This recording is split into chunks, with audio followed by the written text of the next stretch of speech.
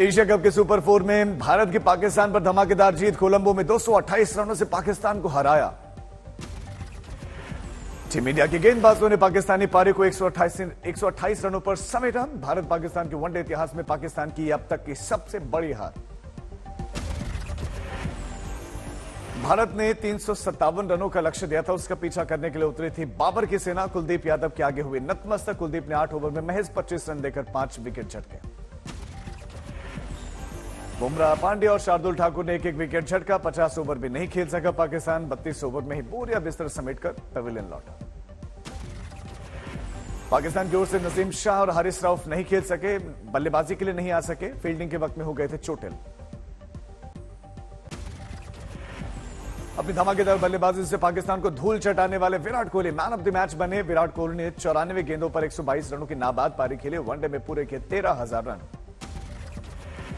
22 गज की पट्टी पर कोहली पाकिस्तान के लिए बने विराट। अपनी नाबाद पारी में 9 चौके और 3 गगनचुंबी छक्के जड़े।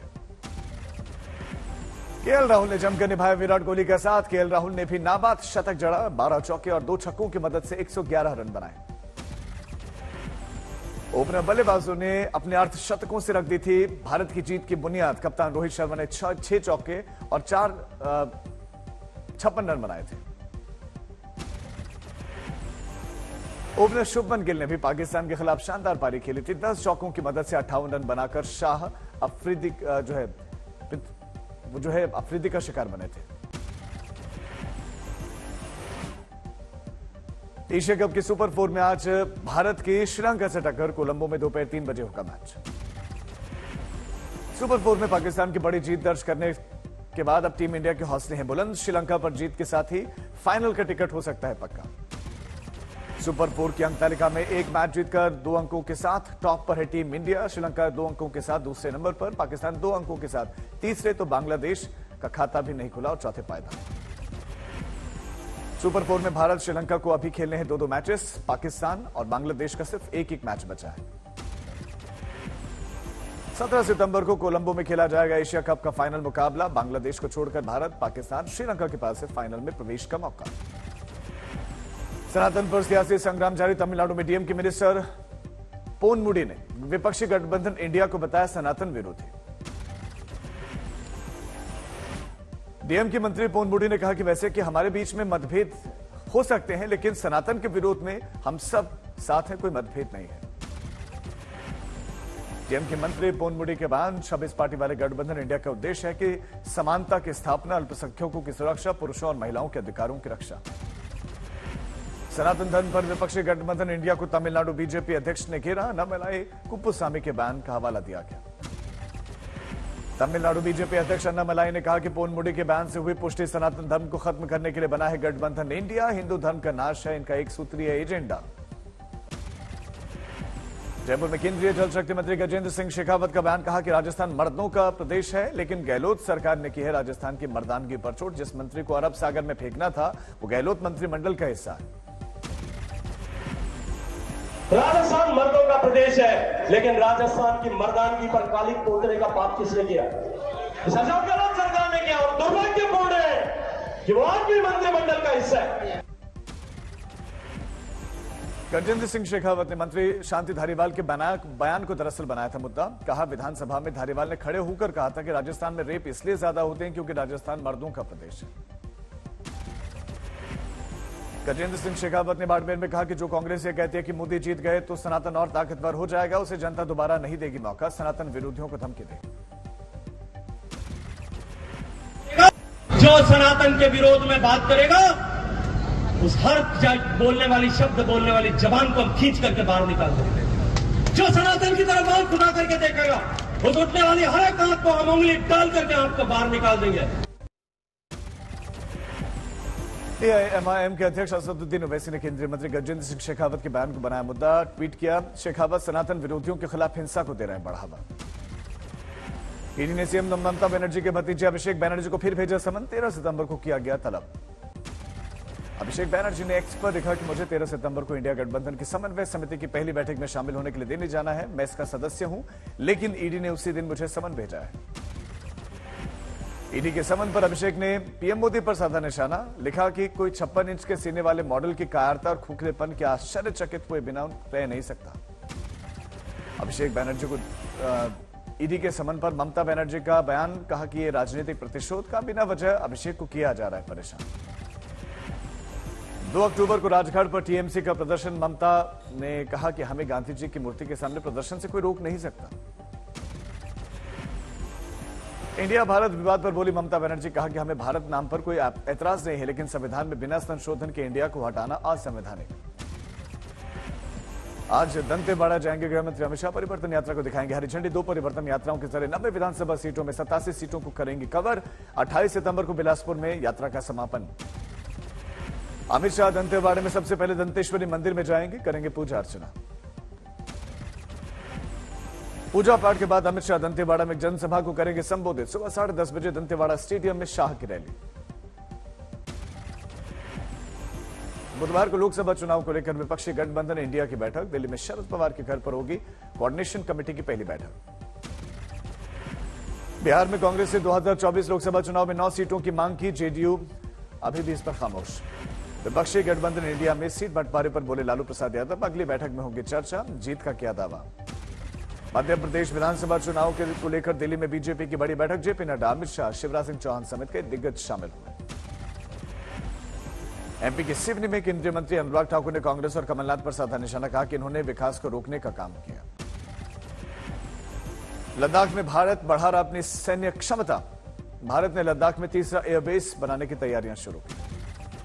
दुनिया के सबसे ऊंचे लड़ाकू हवाई क्षेत्र में शुमार है लद्दाख। भारत 13,000 फीट की ऊंचाई पर करेगा न्योमा एयरफील्ड का निर्माण। रक्षा मंत्री राजनाथ सिंह आज वीडियो कॉन्फ्रेंसिंग के जरिए करेंगे न्योमा एयरफील्ड का शिलान्यास। जम्मू में मौजूद रहेंगे राजनाथ सिंह। भारत चीन के खिलाफ और मजबूत कर रहा अपनी आक्रमण क्षमता, एलएसी से महज 50 किलोमीटर की दूरी पर न्योमा एयरफील्ड का निर्माण हो रहा है। न्योमा एयरफील्ड के निर्माण के लिए 218 करोड़ रुपए का बजट, बीआरओ करेगा इसका निर्माण। सरकार का जम्मू कश्मीर के सीमावर्ती इलाकों में इंफ्रास्ट्रक्चर पर जोर, आज उद्घाटन। जम्मू कश्मीर में बुनियादी ढांचे से जुड़े 90 प्रोजेक्ट्स का आज राजनाथ 2491 करोड़ की लागत से हो रहा है निर्माण। आईआईटी जम्मू के कार्यक्रम में शामिल होंगे रक्षा, एलओसी और एलएसी परिस्थिति। उत्तरी सेना के commander lieutenant general Upendra Dwivedi ने इंडिया टुडे से खास बातचीत, कहा कि हमने आतंकियों का किया सफाया, उनके नापाक मंसूबों को किया नाकाम, नतीजा सबके सामने। लेफ्टिनेंट जनरल उपेंद्र द्विवेदी ने पीर पंजाल रीजन में सैन्य क्षमता बढ़ाने का हवाला दिया, कहा कि रक्षा क्षेत्र में आत्मनिर्भर भारत है प्राथमिकता। Testing, so if I can say that there's a positive outlook from all these stakeholders, and जब सारी कायनात एक साथ हो जाएगी तो अपने आप आत्मनिर्भरता हमारे में आ जाएगी।